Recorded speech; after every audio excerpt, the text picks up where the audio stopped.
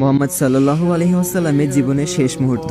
মাত্র 2 মিনিট চাচ্ছি সবার কাছে, এড়িয়ে যাবেন না। মোহাম্মদ সাল্লাল্লাহু আলাইহি ওয়াসাল্লামের জীবনের শেষ মুহূর্ত চলছে। হঠাৎ সেখানে একজন লোক এসে বললেন, সালাম, আমি কি ভেতরে আসতে পারি?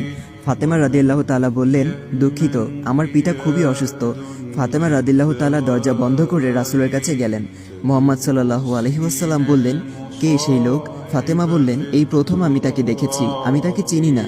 শোনো ফাতেমা, সে হচ্ছে আমাদের এই ছোট্ট জীবনের অবসানকারী ফেরেশতা আজরাইল। এটা শুনে ফাতিমার অবস্থা তখন ক্রন্দরত বোবার মতো হয়ে গিয়েছে। রাসূল সাল্লাল্লাহু আলাইহি ওয়াসাল্লাম বললেন, হে জিব্রাইল, আমার উম্মতের কি হবে?